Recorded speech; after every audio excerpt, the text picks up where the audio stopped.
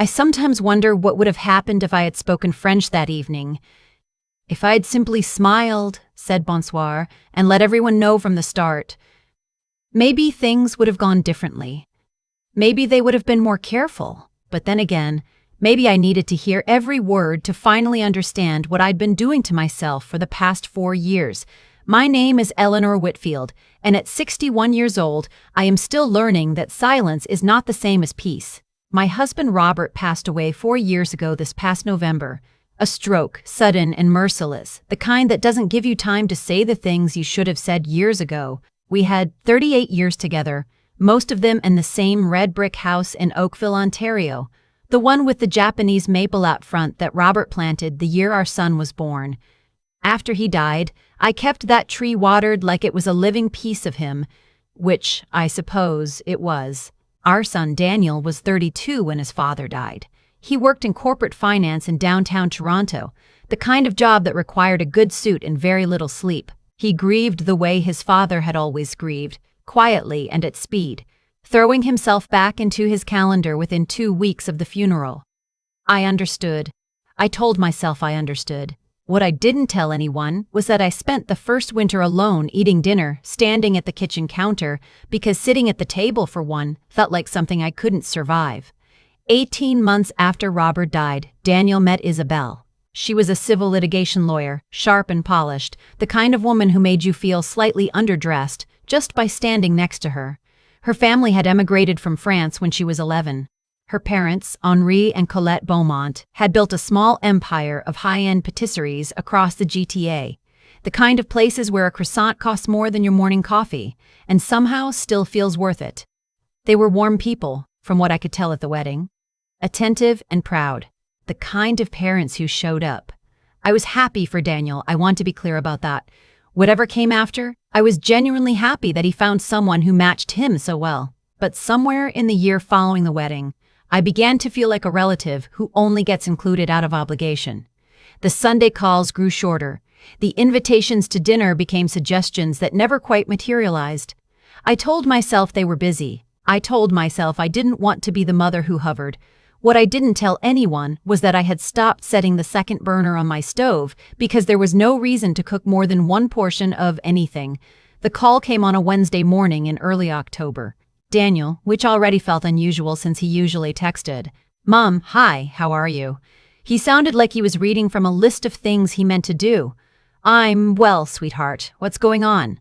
"So, Isabel's parents are hosting this dinner on Friday. It's actually pretty important. There are some potential investors coming in from Bordeaux. A couple, the Gerards, Philippe and Margot. They've been looking to expand their wine importation business into Canada, and Henri thinks this could be a significant partnership. I'm helping structure the deal on the legal side." I waited, not sure where I fit in any of this. "The thing is," he said, and his voice shifted slightly, "the Gerards are very traditional, family-oriented. Henri thought it would be good to have the whole family present. Show that we're settled, you know. Grounded. You want me there. We want you there. It's been a while, Mom. It'll be good." Something about the phrasing sat awkwardly in my chest like a coat that didn't quite fit. But I said yes. I said yes because it had been 6 weeks since I'd seen Daniel in person and because the alternative was another Friday evening with a library book and whatever was left in the freezer. After we hung up, I sat at the kitchen table and looked at the Japanese maple through the window. The leaves had gone deep red by then, the color they always turned in October. Robert used to say it was the tree's way of showing off before winter took everything. I hadn't told Daniel about Montreal. I hadn't told anyone in years, really, except Robert, and even with him, I had stopped bringing it up after a while because it had started to feel like a story about someone else. When I was 24, fresh out of a literature degree from the University of Toronto, I had taken a position as an au pair for a family in the Plateau Mont-Royal neighborhood of Montreal. I planned to stay for a year. I stayed for 9. The family I worked for, the Tremblays, had 3 children and a grandmother who spoke no English whatsoever, which meant that if I wanted to eat, I needed to learn French. Not the classroom French I'd studied in high school, but real French. Kitchen French. The French of argument and affection and running late for the bus. I learned it from Madame Tremblay Sr., who sat at the kitchen table every morning in her housecoat and taught me the language the way people teach things they love, without a curriculum and with tremendous patience. Within 2 years, I was dreaming in French. Within 4, I was thinking in it. I worked eventually as a translator for a small publishing house near St. Denis, then as an interpreter for a municipal government office. I made friends who are still, in some ways, the funniest people I have ever known. I lived in a 4th-floor apartment with a slanted ceiling and a view of the alley, and I realize now, completely alive in a way I would not always let myself be afterward. Then I met Robert, who was visiting Montreal for a conference on municipal infrastructure. We were introduced at a dinner party by mutual friends. He spilled wine on the tablecloth, reaching for the bread, and apologized to the tablecloth directly, which made me laugh so hard I had to excuse myself. He extended his trip. He came back the following month. By spring, he had asked me to move to Oakville with him, and I had said yes without hesitating, which surprised me then and surprises me still. I left Montreal. I left that version of myself, the one who argued about Québécois literature and made touristicière from scratch on Christmas Eve and navigated the city in any weather without a second thought. I became Mrs. Whitfield, mother, volunteer, the woman who organized the neighborhood book club and drove the carpool and never mentioned, unless directly asked, that she had once spent nearly a decade living entirely in French. Daniel didn't know. I'd meant to teach him when he was small, and then life had moved faster than intention. By the time it might have mattered, it felt like a detail from a chapter that was closed. Robert knew, and he'd thought it was extraordinary. He would sometimes ask me to read to him from whatever French novel I had on my nightstand, not because he understood much of it, but because he said it sounded like a different music. I missed that. I missed being someone's extraordinary thing. Friday came quickly. I wore a sage green blouse that a friend had told me brought out my eyes, and I drove to Henri and Colette's home in Mississauga. It was a beautiful property, the kind of house that says we worked very hard and we want you to know it without being vulgar about it. There were already 4 cars in the driveway when I arrived. Colette answered the door herself. She was elegant in the way of women who have never needed to try particularly hard at it. "Linda, welcome, welcome." She kissed both my cheeks with genuine warmth. Or what felt like it. "Come in, our guests have just arrived." There was something in the arrangement of her smile that I couldn't quite name. The house smelled of butter and shallots, and something with wine reducing on the stove. Through the hall I could already hear conversation, and beneath the English I caught the cadence of French being spoken quickly, the way people speak when they are entirely comfortable. Daniel found me as soon as I came into the sitting room. He kissed my cheek and squeezed my arm. "Mum, thanks for coming. You look great." Isabel appeared beside him in a deep burgundy dress, looking exactly as composed as she always did. "Eleanor, so glad you could make it." Her smile was professionally warm. She was not unkind. She had never been unkind to me. She had simply never been particularly interested. Daniel guided me across the room. Philippe and Margot Girard had arrived from Bordeaux that morning. Philippe was perhaps 60, compact and well-dressed, with the kind of stillness about him that suggests he is always listening more than he appears to be. Margot was a few years younger, animated, wearing the confidence of a woman who has never second-guessed a room she walked into. "Eleanor, this is Philippe and Margot." "Philippe, Margot, this is my mother." "Eleanor Whitfield." Philippe stood, shook my hand with both of his. "A pleasure, madame." His English was accented and careful. Margot smiled warmly and said Enchanté, then corrected herself and laughed. "Forgive me. Too many languages this week." Henri swept in from the kitchen with a bottle of something and directed everyone toward chairs. I was settled into an armchair near the edge of the grouping. Not excluded. Never technically excluded.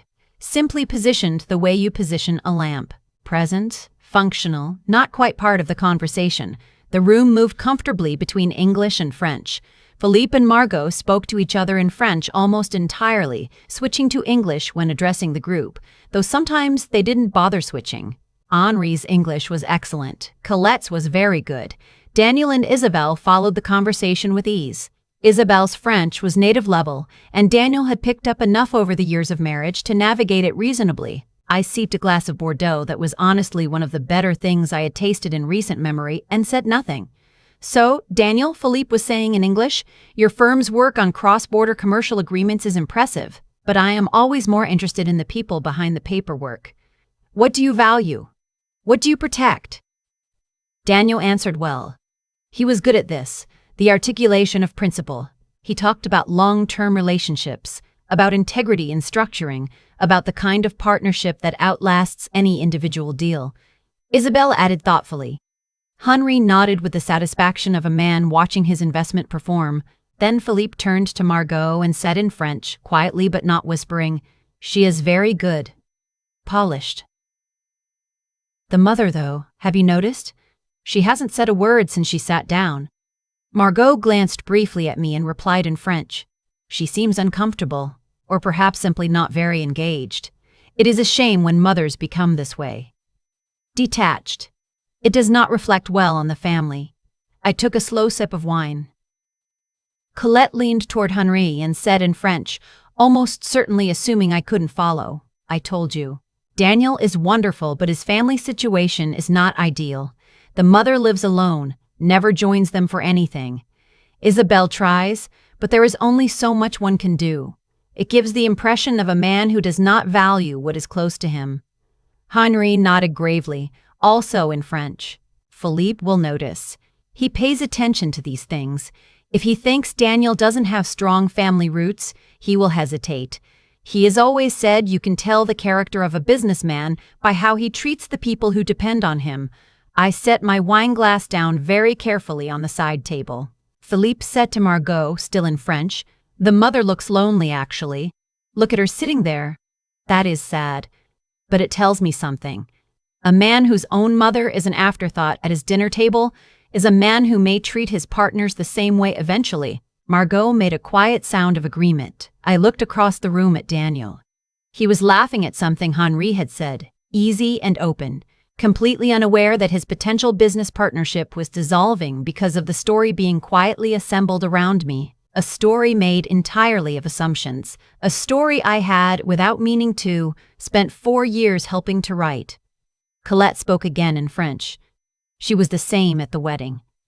Sat at the edge of everything. We thought at first she was simply grieving. But it has been years now. Some women, after they lose their husbands, they just shrink. It is very American, I think. Very Anglophone. We would never let our mother become invisible like that.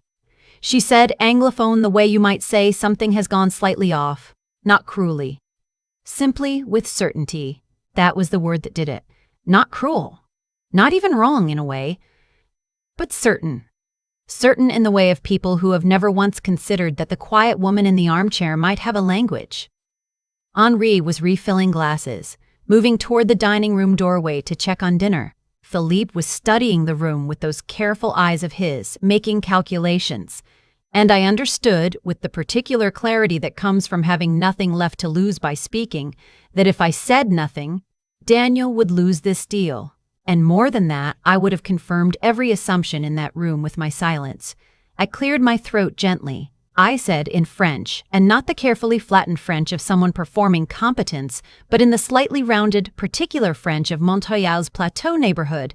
The French that comes from 9 years of living it rather than learning it. Philippe, Margot, I owe you an apology. I have been listening to this entire conversation, and I should have introduced myself properly from the start.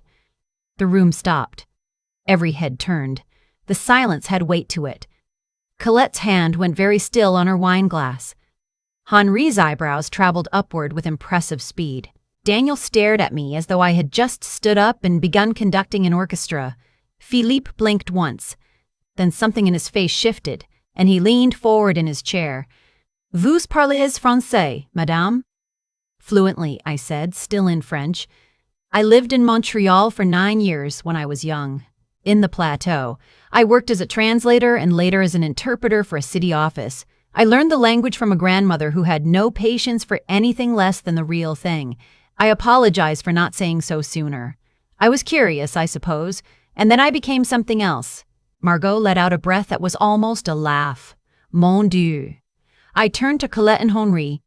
"I want you to know that what you said about me, about Daniel, about what my presence here says about him, none of it is accurate. But I understand why you said it. Because I have been making myself invisible for 4 years, and I never told anyone that was a choice, not a personality. I let people conclude I was detached when the truth was, I was frightened. Frightened of being a burden.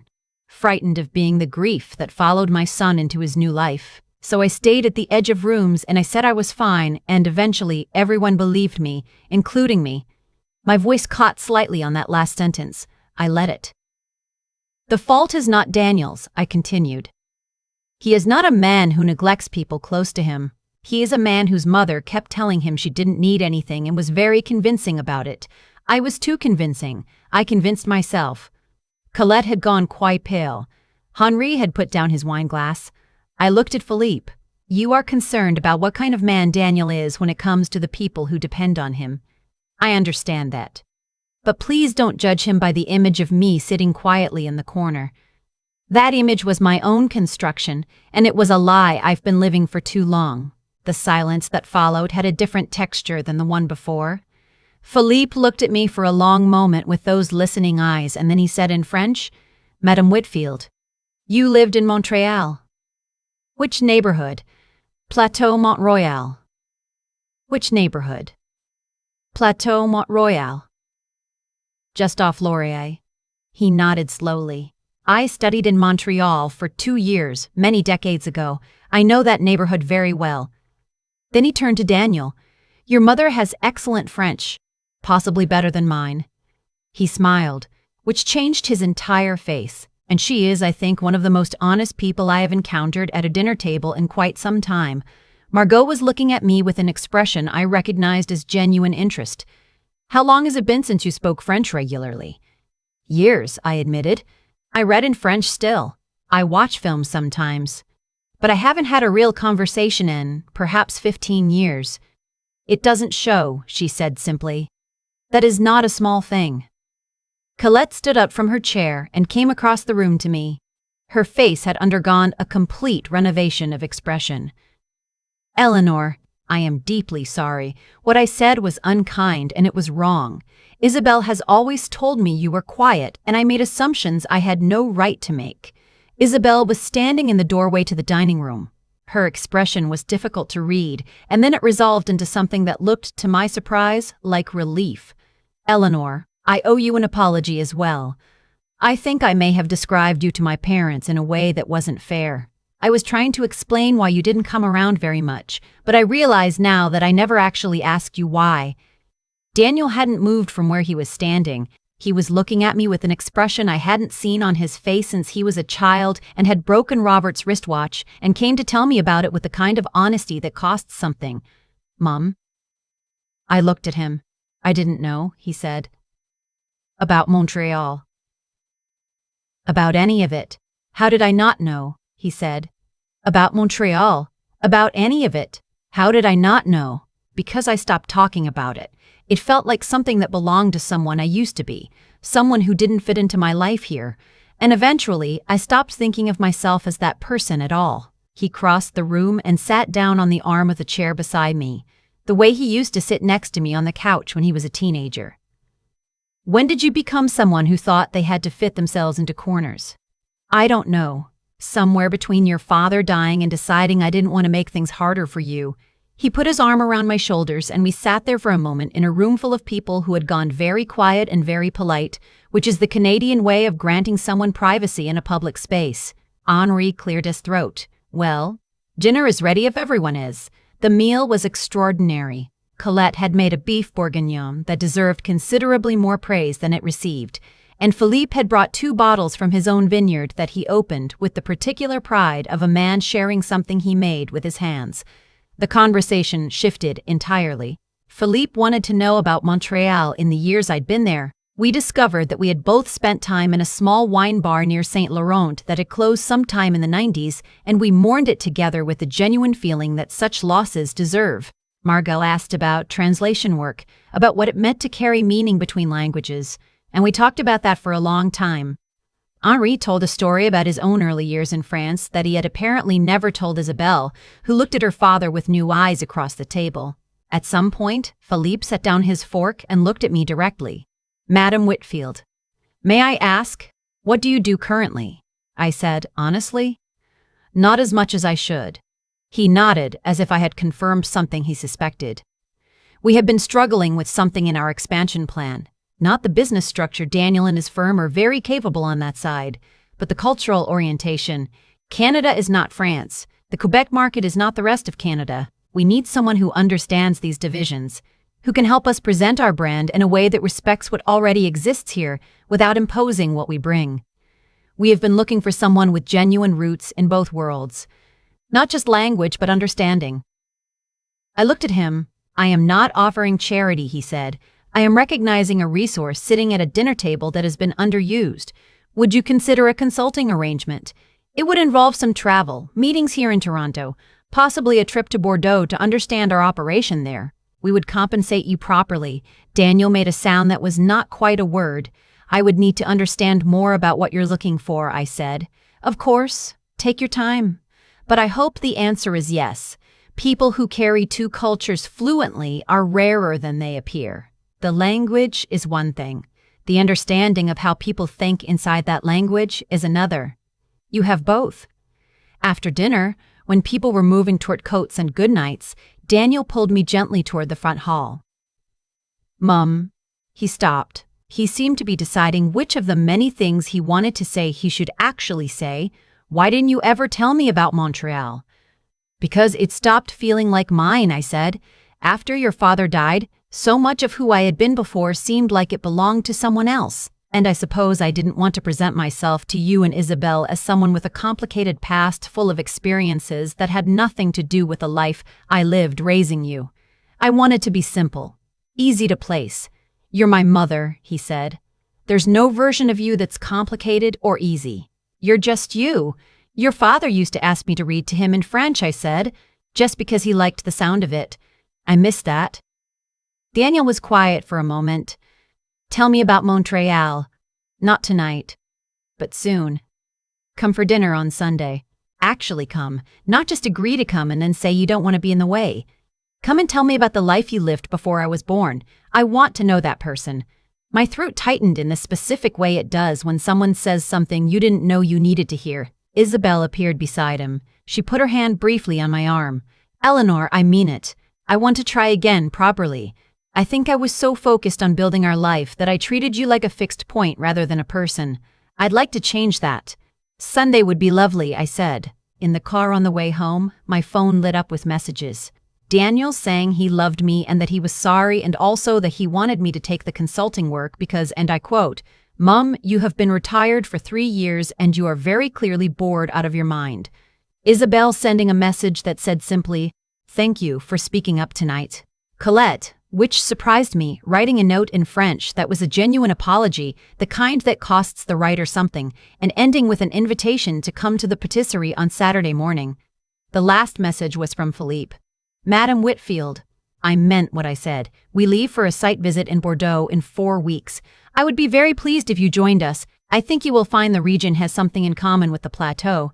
People who take their food and language seriously and are very patient with those who don't. I sat in my driveway and looked at the Japanese maple through the windshield. The last of the red leaves were holding on in the October dark. I had spent 4 years deciding I was finished taking up space. Finished having a story that mattered. Finished being someone with a language and a history and an opinion on things. I had been so afraid of being the weight around Daniel's ankles, the grief he couldn't put down, that I'd made myself into something less than a person, something that sat in armchairs at the edges of rooms and confirmed every assumption made about quiet, fading women. But I had lived in Montreal for 9 years. I had learned French from a woman who taught it the way you teach something sacred. I had carried meaning between languages for nearly a decade. I had been extraordinary once, and I had put that away in a box because I thought the person I became afterward didn't deserve it. I typed back to Philippe. I would be very glad to join you in Bordeaux. I haven't been back to any of those places in a very long time. I think it's past time. His reply was nearly immediate. Parfait. This will be good for the business, and I think good for you. Some people need the right room to remember who they are. I got out of the car and stood for a moment in the driveway, looking up at a sky that had cleared after the early evening cloud. Stars just beginning to be visible past the light pollution of the suburb. The maples stood dark and patient beside the front walk. I had been waiting, I understood now, for someone to tell me it was acceptable to exist fully, to be interested in things, to speak, to take the window seat instead of the one by the wall. But that permission had never been anyone else's to give, and I had wasted 4 years looking for it in rooms where people were too polite to notice I'd gone quiet. I went inside and stood in my kitchen, which felt, for the first time in a very long time, like a place I might actually cook a proper meal in tomorrow. I found myself thinking about the beef bourguignon, about whether I still remembered how to make the version Madame Tremblay Sr. had shown me in that kitchen on Laurier, the one that took 3 hours and required a bottle of red wine you wouldn't be ashamed to drink. I thought I probably still remembered. I found a scrap of paper and wrote down the ingredients while they were still in my mind, the way you write things down when you realize you want to hold on to them. Then I looked at the note and thought about Sunday dinner at Daniel's, about Bordeaux in 4 weeks, about Philippe's words, about the right room and the right moment and the things we carry quietly for too long. I had spoken French at a dinner table in Mississauga, Ontario, and something that had been sealed shut for years had opened again, as simply as a door that was never actually locked, only left untried. I should have tried it sooner. But I think, in the end, I tried it exactly when I had to, when the cost of staying silent finally outweighed the cost of being seen, and I had been seen, not as the quiet woman at the edge of the room, not as the widow who had learned to take up less space, but as Eleanor Whitfield, who lived in Montreal for 9 years and learned French from a grandmother in a housecoat and translated meaning between worlds and still, it turned out, had quite a lot left to say. There is a particular kind of consequence that arrives not from what we do, but from what we choose to stop doing. That is what I learned at a dinner table in Mississauga on a Friday night in October, when I finally said something after 4 years of saying very little. I had convinced myself that staying quiet was a form of kindness, that making myself smaller was protecting Daniel from the weight of my grief, from the inconvenience of needing to include a lonely widow in a life that had moved forward without much space left for her. I had called it consideration, I had dressed it up as independence. But what it actually was, if I am honest, was fear wearing the costume of virtue. I was afraid that if I asked for more, I would become a burden. And so I asked for nothing, gave nothing of myself, and then wondered quietly why I felt like no one knew me anymore. The cause and the effect were the same thing. The distance I felt from Daniel was a distance I had built myself.